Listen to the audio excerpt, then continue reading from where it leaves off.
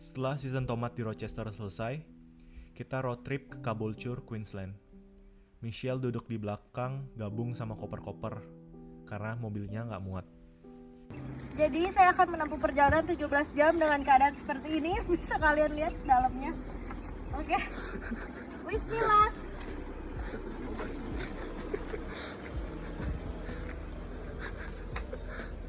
Di sini kita mulai perjalanan. Dari nyetir dari subuh ke malam, subuh lagi, malam lagi. Saya tukar-tukaran nyetir. Nyetir di tengah hutan malam-malam, banyak kanguru liar, kadang bahaya banget. Di sini juga banyak pemandangan bagus di perjalanan. Untungnya kita road trip dengan 4 mobil. Jadi kalau kenapa-napa kita bisa saling bantu.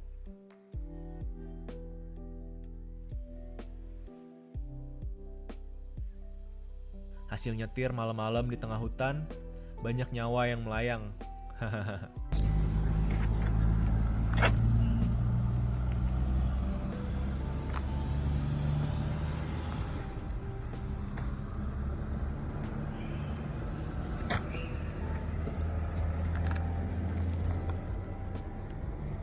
Di sini sesampainya di Caboolture, kita masih sempat ngerayain Idul Fitri bersama teman-teman.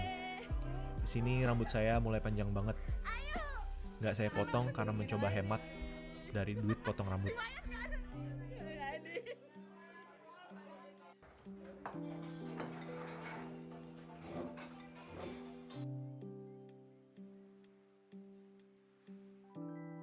Ini pas kita kerja di farm strawberry.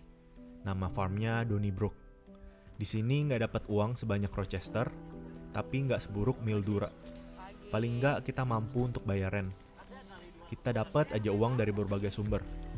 Kita ngerjain Uber, landlord kita pas di Caboolture juga ngasih kerjaan. Di sini COVID lagi jadi pandemi banget. Di sini pemerintah Aussie ngasih support kita dengan kita boleh ngambil uang super. Super itu kayak uang pensiun di Indonesia. Kita selalu berangkat subuh-subuh dan dingin banget di sini. Kadang suka sampai menggigil. Sebelum kerja kita harus ambil becak buat picking stroberinya. Dan enaknya di sini buahnya sudah ready, nggak seperti di Mildura. Jadi kadang kalau saya lagi capek kerja, saya cuma makan stroberinya aja. Penampakan kebun stroberi dan beberapa foto kami. Kira-kira hasil akhirnya begini kalau masuk supermarket.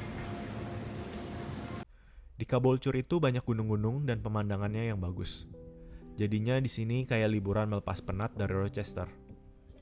Kita ke puncak gunung nunggu sunset, dan itu bagus banget view-nya.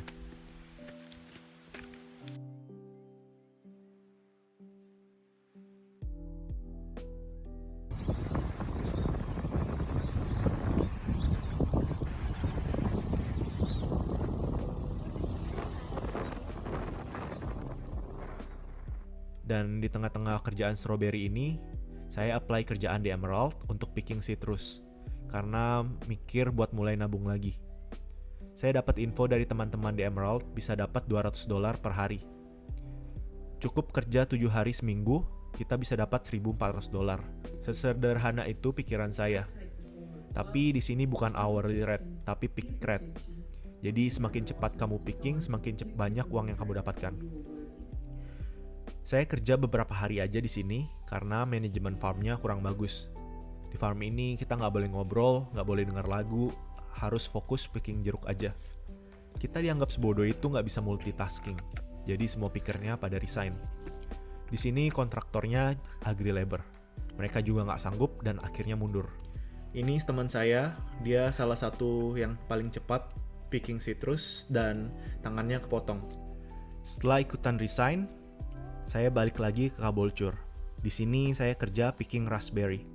Kerjaannya nggak susah, tapi ternyata raspberry itu banyak duri yang kecil-kecil dan bikin kulit gatel-gatel habis picking. Ini making money kalau bisa kerja cepat banget. Kita di sini saingannya dengan orang Taiwan. Tapi seperti sudah jadi kebiasaan, kerja dengan orang Asia di Aussie, mereka sangat keras sama orang yang levelnya di bawah mereka. Kami yang picker biasa sering dimarahin sama supervisornya karena masalah-masalah kecil. Enaknya kerja di kebun, kita bisa dapat suplai buah unlimited setiap hari. Dari Caboolture, saya naik lagi ke atas, ke daerah Bowen, Queensland, dengan harapan dapat kerja yang gajinya bisa nyamain kayak kerjaan di Rochester. Saya kerja di farm tomat. Saya tinggal di sini. Landlord saya punya anjing yang lucu-lucu banget. Dan di sini juga banyak kanguru-kanguru liar yang lagi keluar untuk cari makan. Di Bowen kita picking tomatonya pakai mesin, jadi lumayan enak. Tapi tetap aja capek. Jadi tomat yang dipetik dimasukkan ke penampungan yang di tengah dan akan naik ke atas buat disorting lagi untuk dilepaskan tangkai tomatnya. Karena season lagi nggak terlalu bagus, beberapa bagian farmnya gagal panen. Beberapa kali kami disuruh datang ke farm, cuma disuruh bersihin farm doang. Bersihin tomato yang sudah busuk. Dan itu nggak dibayar. Ini view dari atas.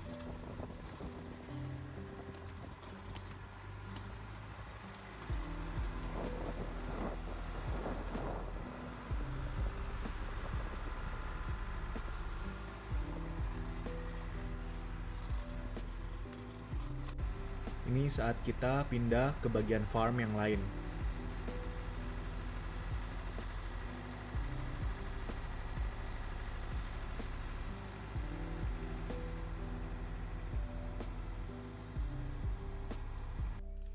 Ada kejadian bodoh yang saya alamin di sini. Mobilnya nyangkut di lumpur. Kita usaha buat dorong. Saya panggil teman-teman saya semua yang ada di farm buat ikutin bantuin dorong. Setelah maju mundur, akhirnya mobil saya bisa keluar dari lumpur. Tapi ternyata lumpurnya sudah masuk ke dalam kolong-kolong mobil saya. Dan itu susah banget buat dibersihkan. Ini kejadiannya setelah kita libur kerja karena farm sudah hujan 3 hari berturut-turut. Dan akhirnya kita disuruh masuk hari ini. Tapi setelah sampai, semuanya di-cancel dan disuruh pulang. Alasannya tanah masih terlalu becek. Jadi dorong-dorong mobil ini menjadi kegiatan kita sebelum pulang ke rumah lagi. Merasa bodoh banget. Ini rute biasa yang saya lewatin setiap kali kerja. Dan buat teman-teman yang udah bantuin saya, thanks banget. Terutama yang goyang-goyang di bagasi. Nggak tahu ngebantu apa nggak, tapi lucu aja di videonya. Ngapain sih?